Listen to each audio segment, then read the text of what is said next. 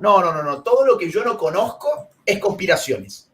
No, bueno, yo no lo conozcas no significa que sean conspiraciones. Exacto. Lo que Brenda ha enunciado recién son documentos públicos oficiales. Yo les hablaba ahí, Agustín, de que, por favor, ¿quieren ayudar a la mujer? Persigan la trata. Hagan un equipo de policía con inteligencia que, digo, si un pederasta de los Estados Unidos puede venir a rentar niños a México por días, porque así sucede, qué vergüenza para nuestra patria. ¿Cómo es posible que una inteligencia policíaca no pueda dar con ese proxeneta a quien van a ayudar con el aborto? Porque si se le embaraza a alguna niña, la lleva a abortar gratuitamente y la tiene lista para la siguiente semana para prostituirla. Y ojo, cuando una mujer se acaba de hacer un aborto quirúrgico, queda todo raspado, como arañado, su útero por dentro, y es muy proclive a contraer el VIH, cuanto más si está en la prostitución. Entonces, ellos lo hemos visto en su país, en el de ustedes, sobre todo en Chile también, estamos viendo esa injerencia, Agustín, de, bueno, me va a molestar el pueblo, me va a reclamar la iglesia, la voy a tratar de tener callada, aquí tenemos esas leyes donde callan a la iglesia, la someten, pero ¿cuánto me va a dar que me lleven a Davos, que me acompañen y me prometan que ahora soy diputada, pero luego seré presidenta municipal y después seré tal vez secretaria de gobernación como esta mujer, ¿no? Exactamente.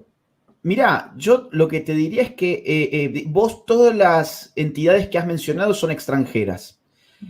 Semejante nivel de involucramiento de organizaciones extranjeras y organizaciones internacionales en los asuntos internos de nuestros países que logran doblegar muy fácilmente la voluntad del pueblo, habla a las claras del espejismo democrático. Sí. Es decir, digamos, el pueblo solamente tiene sentido cuando el mundo está estructurado en estados-nación. Son los estados los que tienen pueblos nacionales. Pero cuando el mundo empieza a organizarse ya no con arreglo a los distintos estados-nación, sino con arreglo al poder de organismos internacionales, lo que desaparece es precisamente el pueblo. Porque esos organismos internacionales pueden saltar muy fácilmente cualquier voluntad popular. ¿Por qué? Porque nadie escoge a los organismos internacionales. Vos has escogido, no sé, digamos, por ejemplo, a la dirección de la fundación de Open Society, o has escogido a los burócratas que trabajan en Rockefeller Foundation, o has escogido a los burócratas de la ONU o del Fondo de Población de Naciones Unidas. No, ninguno de nosotros ha escogido a esa gente. Por lo tanto, estas organizaciones son profundamente antidemocráticas y cuando ingresan en nuestros países, lo que hacen es precisamente anular el rol político del pueblo, saltándose los mecanismos democráticos, configurando con arreglo a sobornos, promesas y demás, a los políticos nacionales desde los distintos estados para llevar adelante una agenda particular. ¿Cuál es esa agenda particular para que la gente entienda por qué hay tanto interés en todo esto? La agenda que se trama alrededor del aborto es la agenda antinatalista. Desde mediados de los desde mediados del siglo XX, distintos gobiernos y organizaciones internacionales se pusieron al frente de lo que se ha llamado la guerra contra la población. Es una guerra cultural, es una batalla cultural que tiene por objetivo hacer descender los niveles de natalidad, sobre todo en los países más pobres del mundo, en los países subdesarrollados o en los países del tercer mundo, y sobre todo cuando esos países están limitando, por ejemplo, con países ricos. El caso de México es muy significativo porque limita nada menos que con Estados Unidos. Si vos fíjate, para poner un ejemplo muy contemporáneo, la política migratoria de Donald Trump, ¿cuál era? Bueno, vamos a decir, lo que más la representó fue la idea del muro, ¿sí? ¿Cuál es la política migratoria de Joe Biden? Bueno, entre otras cosas, yo te diré el aborto. Desde el primer día que Joe Biden asume la presidencia de los Estados Unidos, lo que hace es destrabar los fondos federales que Donald Trump había trabado, ¿para qué? Para financiar abortos en México. Es mucho mejor una política de, digamos, disminución de la natalidad en México para controlar mejor a esa población que un muro que te lo pueden saltar de una u otra forma. ¿Se entiende? Sí.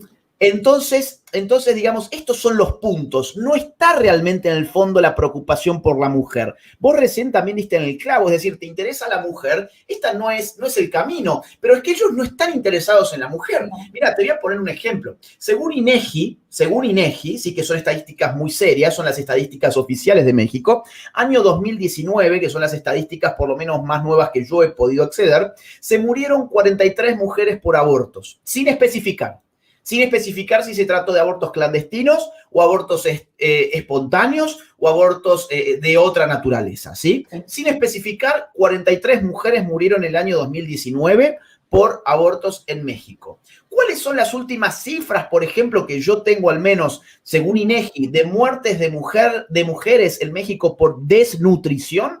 3.700. 3.700 mujeres en un año se mueren por desnutrición en México y 43 mujeres se mueren por año por abortos en México. Pero, sin embargo, todo el relato político, toda la narrativa cultural está depositada en la problemática del aborto.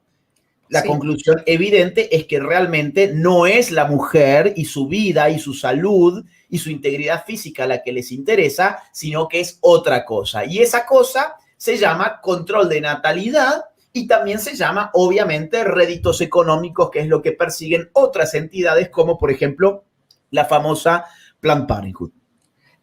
Sí, efectivamente, me llama la atención esto que dijiste. Bueno, la política de Trump era contenernos, pero la política de Biden es aniquilarnos, ¿no? Entonces, sí, efectivamente, fíjate que desde el informe Kissinger del 74, de la familia pequeña vive mejor, bueno, nosotros teníamos 6.8 hijos por pareja. Actualmente, según Enadith, que es la encuesta de INEGI, 2018 y 2019, Agustín, ya no estamos reponiendo la población en México, va padre y madre, o sea, estamos en extinción. En la Ciudad de México tenemos 1.75 hijos por pareja. Esto es equivalente a la condición de Europa, de natalidad, que está muriendo Europa. Y en el resto del país tenemos menos de 2.2. Esto quiere decir que nosotros estamos muriendo. México se está acabando. Y todos estos organismos internacionales que tú has mencionado, que no son electos, por supuesto, por nadie, sino por el poder internacional de las multinacionales, del sionismo, etcétera, etcétera. Bueno, lo que vemos aquí es una política que a través de presiones, a través de créditos, a través de deuda con aquellos países. Fíjense, yo les digo, la anticoncepción no da niños, el aborto mata a los niños que ya están presentes. 2 hombres, esta que tú dices, la religión de Estado, el género, que ahorita quiero preguntarte, 2 hombres no dan niños, 2 mujeres no dan niños, la eutanasia mata a los ciudadanos, las drogas también matan a los ciudadanos, ¿no es así? Entonces, todo el paquete ONU, enlatado ONU, es para bajar la población de los países donde tenemos tantos recursos naturales en litio, en aluminio, en tantas cosas que ellos están buscando. Y claro, cada niño que nace incentiva la economía $15,000 y da 99 empleos directos, ¿no? Entonces, esta política de esta religión de Estado del género, que promete la libertad de expresión de cualquiera, sean tus deseos o tus fantasías. Este principio de la no contradicción, tú eres experto en esto, Agustín. El principio de la no contradicción, el género queer, que es el meollo del asunto con ellos, o sea, el género perchero, ¿verdad? O sea, yo tengo un perchero en la entrada de mi casa y yo me visto y me disfrazo, ¿verdad? Todos los días de algo. Bueno, este principio de la no contradicción, de que yo no puedo ser y no ser al mismo tiempo. ¿Qué nos dices a propósito de esto? Mira, yo quisiera hacer un alegato en favor de lo que vos acabás de decir, porque hay mucha gente que puede pensar, uy, pero esta gente, ¿qué se están inventando? Son teorías de la conspiración, esto de bajar la natalidad, el informe Kissinger, ¿qué es eso? ¿Con qué se come? No, mirá, están diciendo que en verdad la ideología de género tiene este fin, ¿de dónde se lo inventan? Bueno, a ver, Es propio, lamentablemente, de nuestros tiempos que las personas, cuando tienen pereza intelectual y hay Sí. una información que los saca del esquema de lo políticamente correcto, de inmediato se resguarecen, digamos, en el argumento de la conspiranoia, ¿no? No, todo lo que yo no conozco es conspiraciones. No, bueno, que vos no lo conozcas no significa que sean conspiraciones. Exacto. Lo que Brenda ha enunciado recién son documentos públicos oficiales. No es que Brenda se ha, no sé, digamos, sumergido como una En las mosca en una drogas. reunión secreta y que ha estado sacando información como un agente de la CIA. No. Vamos a ver. Informe Kissinger. Diciembre del año 1974. Informe secreto del secretario de Estado Henry Kissinger para 3 personas: Richard Nixon, presidente de los Estados Unidos, el director de la CIA de ese momento y el director de USAID. ¿Okay? Ese informe, que fue secreto, confidencial, se desclasificó en el año 89.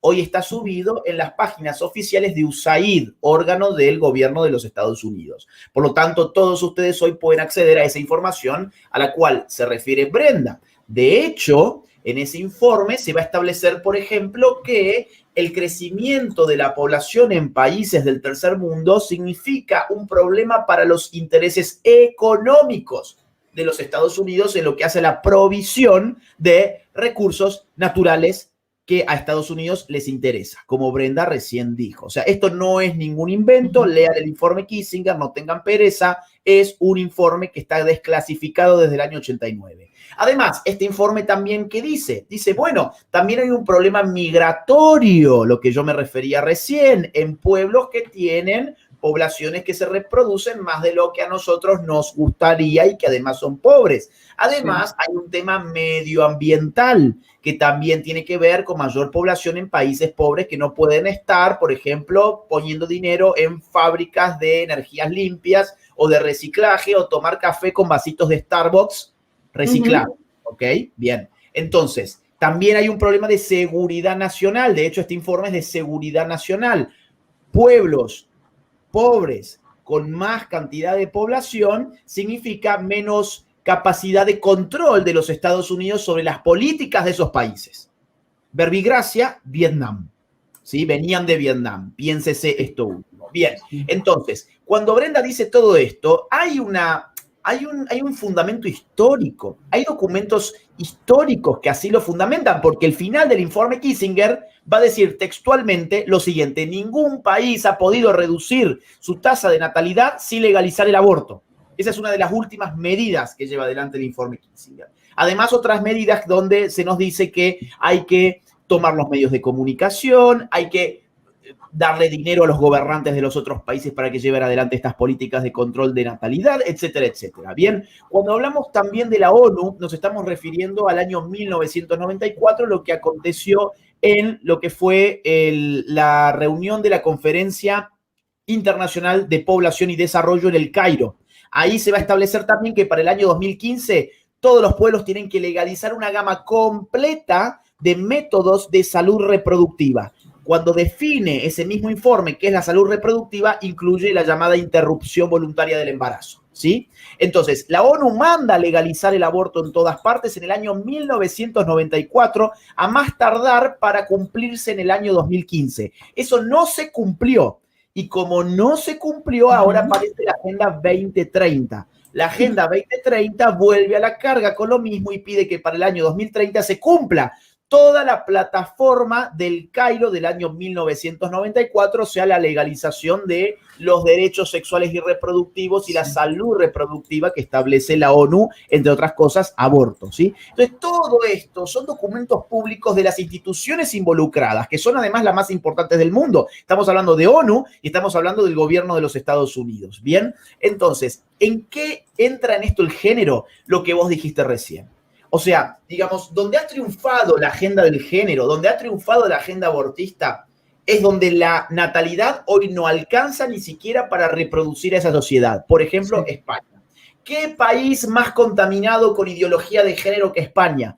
¿Qué país más abortista que España? Hoy en España se aborta 1 de cada 4 niños. 1 de cada 4 niños termina abortados. En España, la natalidad, a ver, vamos a decir, en España por año nacen 400.000 ciudadanos, 400.000 niños, y por año se abortan 100.000. O sea, digamos, mejor dicho, 1 de cada 5 termina abortado, ¿sí? Entonces, ese es el modelo. ¿Por qué España legaliza la eutanasia y al día siguiente todos nosotros estamos discutiendo también la eutanasia? Al día siguiente. ¿Por qué España mete feminismo y al día siguiente nosotros todos tenemos feminismo? ¿Sí? Entonces, digamos, estos son datos duros. No alcanza hoy en día en España la cantidad de nacimientos para reponer a una sociedad totalmente envejecida. España tiene hoy una tasa de 1.1 de natalidad. Y sabes una cosa, que llevan más de 2 millones de españoles asesinados en el vientre de sus madres que venían a renovar la economía, ¿sí? Lo dice Raj Chetty de la Universidad de Harvard, economista, que el factor más directamente proporcional a la incentivación económica, la movilidad económica, es padre y madre teniendo hijos. Ellos inician con el aborto en 1987 y tenían 16,000 abortos anuales. Yo escuché en el estado de Hidalgo, Agustín, que decía una mujer ahí, la diputada Roxana Montealegre, que de alegre no tiene nada, decía ella, es que nosotros no estamos incentivando que se tengan abortos. Así como existe la ley del matrimonio, debe de existir la oportunidad de tener la ley del divorcio para que quien no se encuentre bien, pues pueda divorciarse. Sí, pueda divorciarse, no matar a su esposo, ¿verdad? Pero imagínate que ya para 2016 en España, fíjate, en 1987, 16,000 niños morían de aborto anualmente. Sí. Para 2016, 93,000. O sea, más del 500%, Agustín. O sea, esto es bárbaro.